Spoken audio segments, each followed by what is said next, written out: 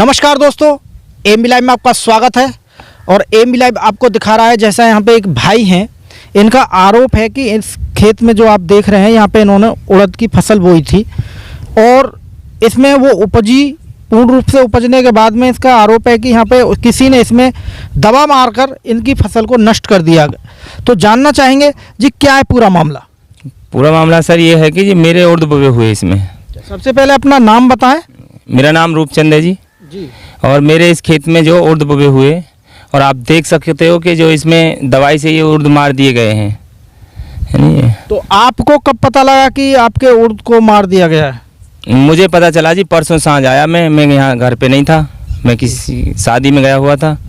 और जब मैं परसों शाम आया तो आके मैंने देखा इसे। कौन व्यक्ति है वो? व्यक्ति साहब अब अनजान में मैं किसी विशेष व्यक्ति का नाम तो नहीं ले सकता, लेकिन मेरे साथ गलत हुआ, इसलिए आपको परेशान किया कि मेरी आवाज़ अगर भविष्य में मेरे साथ ऐसा हो तो मैं कुछ करूं तो मेरा हेल्प हो सके।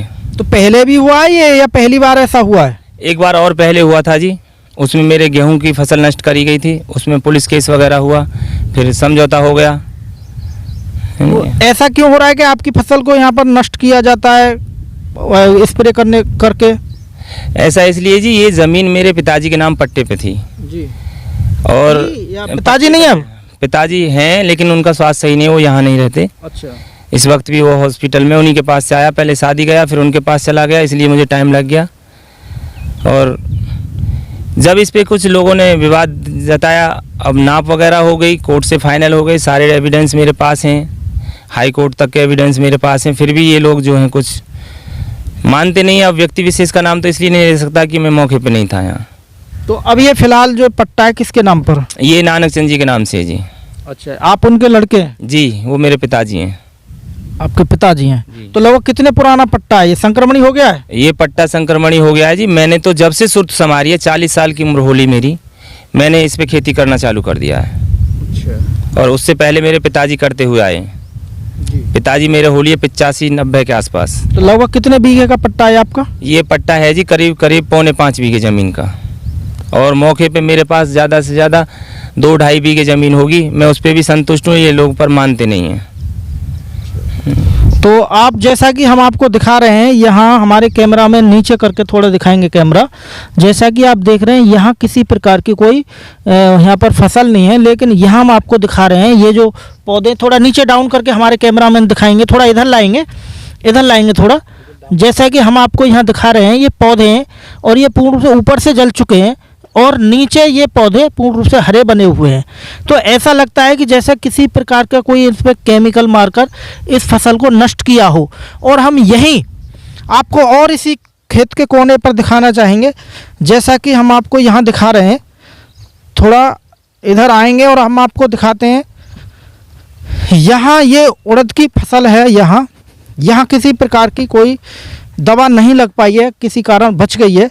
तो यहाँ ये फसल पूर्ण रूप से हरी भरी है और अच्छी यहाँ दिख रही है, लहरा रही है, जैसा कि आप देख रहे हैं और हमारे कैमरामैन दिखा रहे हैं। थोड़ा कैमरामैन यूँ घूम के दिखाएंगे, इधर से यूँ दिखाइए, जैसा कि देख रहे हैं आप, हरी फसल है पूर्ण रूप से।